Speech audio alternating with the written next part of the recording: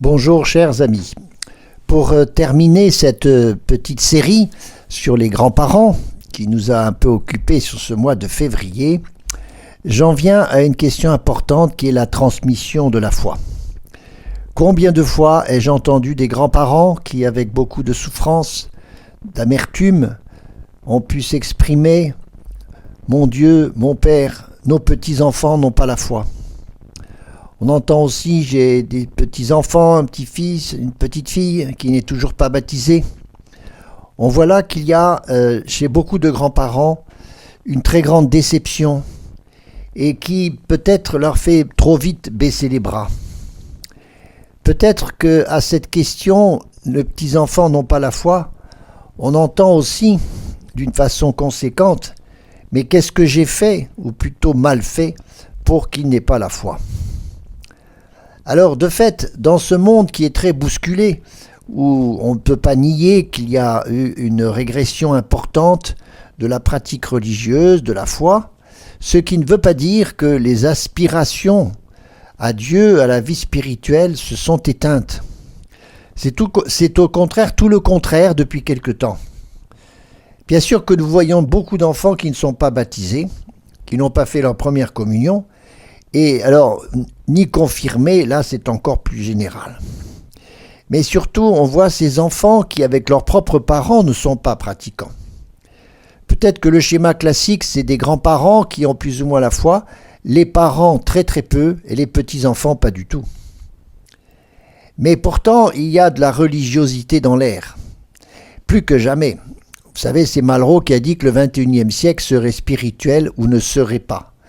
Et on le constate déjà dans l'Église, quand on voit ce retour de jeunes, c'est assez massif chez les jeunes, ce retour à la foi, ce questionnement sur la foi, et ce retour à l'Église catholique, avec ces dômes qui sont si bien faits et qui tracent une véritable intelligence de la foi.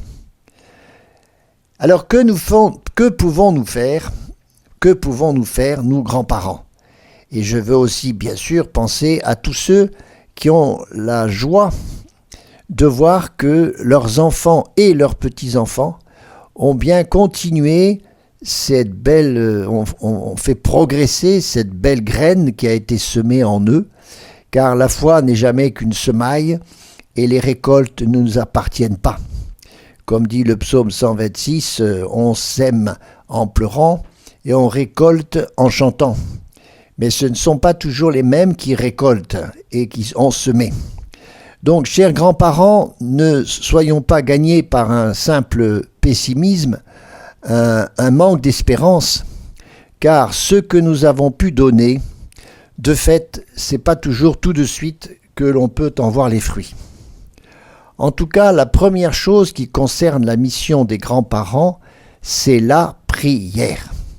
Les grands-parents sont particulièrement appelés à prier pour leur famille et justement peut-être encore plus pour ceux qui sont encore loin de l'Église.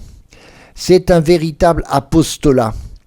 Considérons que la prière, ce n'est pas quelque chose qui reste individuel, ça s'ouvre très vite à toutes les dimensions de notre famille. C'est un apostolat parce que prier, c'est être apôtre, c'est faire un peu plus venir la grâce au milieu de sa famille. Nous avons vu une fois précédente comment Siméon et Anne étaient véritablement ces modèles de personnes âgées, de grands-parents qui étaient dans la prière au cœur du temple. Benoît XVI disait « Ils ont choisi de passer dans la prière et dans l'écoute de Dieu la dernière partie de leur vie ». Et donc c'est un peu peut-être ce que nous vivons nous-mêmes. Nous avons bien gardé cette fidélité et c'est ce qui nous tient. Alors comment ne pas désespérer de ne pas voir que ça peut porter du fruit ? Eh bien méfions-nous des apparences. Voilà ce que disait le pape François, c'était déjà en 2015, que la prière des personnes âgées est une richesse pour l'Église et une grande transfusion de sagesse pour toute la société humaine, qui, elle, est trop occupée ou distraite. Et le pape rappelait que la vieillesse est une vocation, et que dans cette vocation, c'est une période de la vie où il n'est pas temps de baisser les bras. Je pense à Moïse sur sa montagne. Moïse sur sa montagne qui était là à prier, aidé de 2 personnages pour lui tenir les mains, pour qu'il puisse continuer à intercéder auprès du Seigneur, pendant que dans la plaine, Josué, c'est son fils Josué, avec tous les siens, était en train de combattre. Nous avons nos enfants et nos petits-enfants qui sont dans ce monde, dans la plaine. Ils sont dans leurs activités, ils sont dans leurs combats, ils sont dans leurs espoirs. Et puis nous, c'est sur la montagne que nous pouvons tenir cela. Et voyez, dans cet épisode biblique, quand Moïse baissait les bras, alors les Hébreux perdaient la bataille. Et quand il remontait dans la prière, qu'il remontait les bras, alors les Hébreux étaient vainqueurs. C'est ainsi que nous portons nos enfants et nos petits-enfants. Toujours pour citer le pape François, la prière des grands-parents et des personnes âgées est un grand don pour l'Église, c'est un grand don, c'est une richesse, c'est une grande piqûre de sagesse pour toute la société humaine. Cette humanité qui est trop affairée, trop prise, trop distraite, pour certains doivent chanter pour elle, chanter les signes de Dieu, les proclamer et prier pour eux. C'est dire que la prière des personnes âgées est particulièrement féconde, et encore plus pour ceux qui nous sont proches. S'il y a ce lien dans la prière qui fait que certains prient et d'autres sont plus dans l'action, c'est parce que naturellement, c'est nos petits-enfants, c'est nos enfants pour lesquels nous sommes, habilités à prier. Ça passe par nous, il faut penser à ça. Nous pouvons nous croire dans un désert comme Charles de Foucauld, qui est resté si longtemps seul, et voyez le fruit qu'il a pu porter.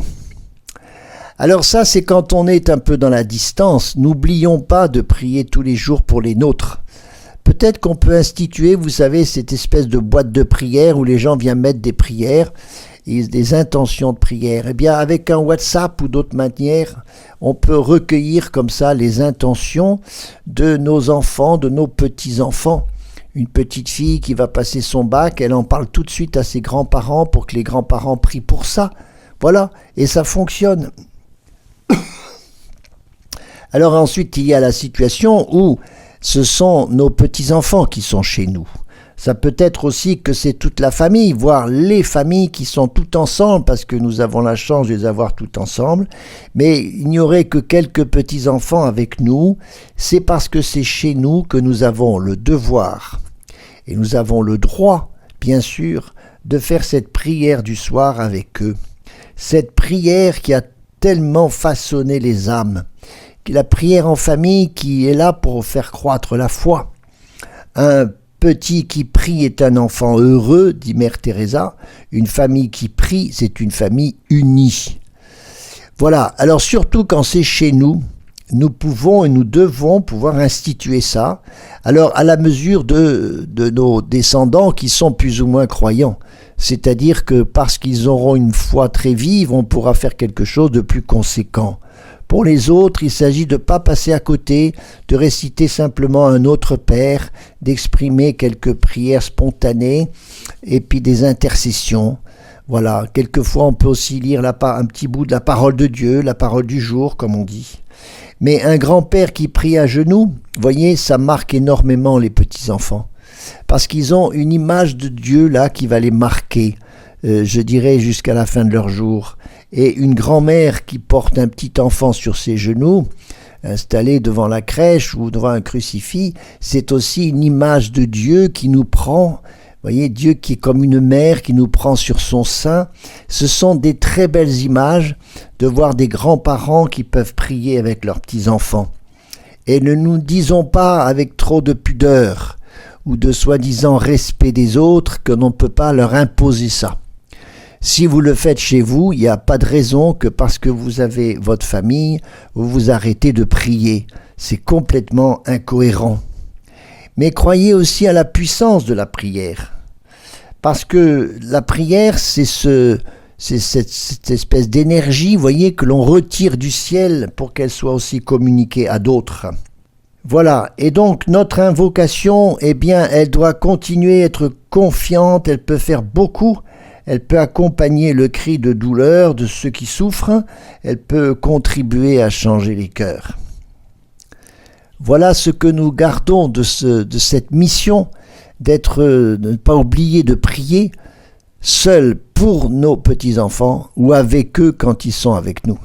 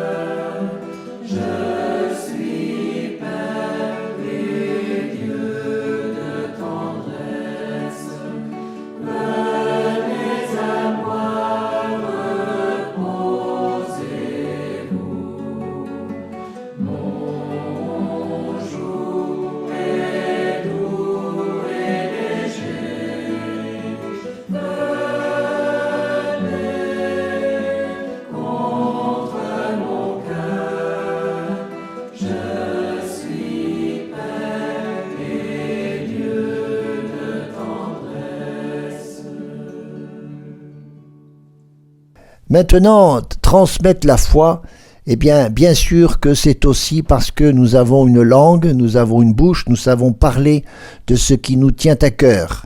Et donc, transmettre la foi, c'est surtout et d'abord être un témoin. Nous sommes témoins nous-mêmes, grands-parents, de ce que nous avons vécu, de ce que nous avons investi, de ce que nous avons bâti notre vie sur le Christ, sur l'Église, sur les saints, sur tout ce qui a fait notre foi depuis si longtemps. Est-ce que nous parlons de Dieu à nos petits-enfants? Est-ce que nous parlons de Marie, de l'Église? Est-ce que nous donnons des témoignages? Est-ce que nous lisons avec nos petits-enfants de ces petites vies de saints tout à fait illustrées? Est-ce que nous savons relever avec nos adolescents des témoignages de jeunes qui sont très parlants, à des Carlo Acutis et de ce genre de saints-là? Est-ce que nous osons soutenir certaines discussions quand elles sont justement un peu vives pour dire non pas que nous avons raison, et ce n'est pas non plus sortir des vérités de livres toutes faites, mais c'est parce que nous témoignons de ce que nous croyons. Nous croyons en quoi? C'est à cela que nous devons répondre. Et les petits-enfants, parce qu'ils sont justement nés dans un monde qui est aujourd'hui religieux, surtout dans une France très laïque, où il y a des tas d'endroits où on ne peut plus parler de Dieu, où on n'ose plus parler de Dieu, alors que dans le cadre privé de la famille, c'est évidemment le lieu où il faut répondre à ces questions essentielles. Et les jeunes et les enfants d'aujourd'hui n'étant pas dans une culture religieuse, baignant dans une culture religieuse, évidemment qu'ils ont ces questions là dans leur cœur qui demandent à répondre. Ce sont les questions sur la mort, sur la vie, sur Dieu. Qu'est-ce que c'est que l'amour? Toutes ces questions essentielles pour lesquelles la révélation chrétienne nous donne des images parfaitement lumineuses. Transmettre, c'est pas seulement catéchiser, encore que ça peut être le cas. Il y a tellement de beaux livres, de petits livres qui sont très bien faits pour nous aider à ça, pour parler à nos petits-enfants plus directement de la vie de Jésus, de l'Évangile. Il y a tant de choses qui existent. Et je reviens sur cette question de la mort, du ciel, des fins dernières, parce qu'on n'entend plus beaucoup de discours là-dessus. Et pourtant, vous voyez, ça revient tout de suite chez des enfants et assez tôt. La mort, comment ça sera quand tu seras morte, et après la mort, où est-ce que l'on va? Il faut redonner de l'espérance à toute cette génération en lui disant que la mort, ce n'est qu'une fin temporaire et ce n'est pas un drame. Notre société qui est dans la culture de l'euthanasie a tellement peur de la mort qu'on essaye de la faire passer pour une gentille fraternité. Quelle horreur! Alors que bien sûr que nous sentons qu'il s'agit d'apporter des réponses. Porter des réponses aussi à la souffrance, au péché, au mal, à la violence. Porter des réponses aussi à l'Église, voilà, parce que l'Église, on peut en dire des tas de choses, pourtant elle est toujours là, notre belle Église. Faisons ce catéchisme avec des histoires, c'est tellement intéressant. Il est dans la nature des grands-parents de raconter des histoires, voilà. Et quand on dit raconter des histoires, c'est pas pour dire raconter des légendes, c'est passer en histoire ce que sont toutes ces grandes questions de l'humanité. Alors, le catéchisme, il est fait de différentes façons et selon les âges. Mais racontons aussi à nos enfants comment la foi s'est incarnée à travers les saints. Racontons toute l'épopée de l'Évangile, parce que c'est une aventure qui est toujours d'époque.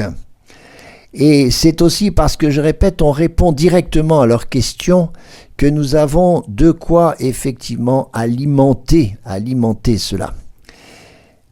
Accordons aussi nos actes avec notre foi. Comme c'est important d'être un témoin crédible, parce que c'est notre façon de vivre qui est elle-même aussi porteuse de toutes les vérités de la foi.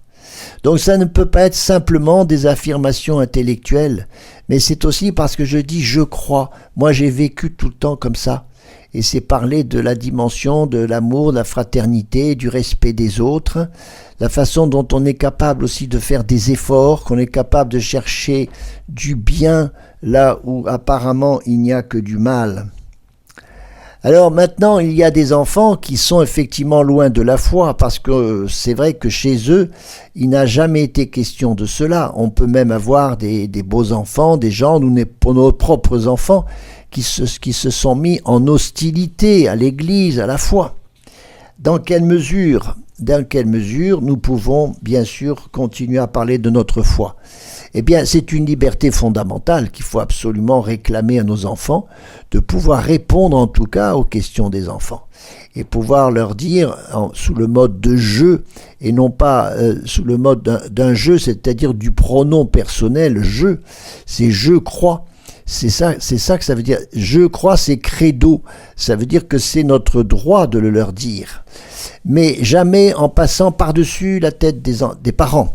En particulier, vous voyez, je le répète parce que quelquefois, c'est pas toujours très, très compris, des grands-parents ne peuvent pas baptiser des enfants. Ça sera toujours avec l'accord, c'est l'accord des parents.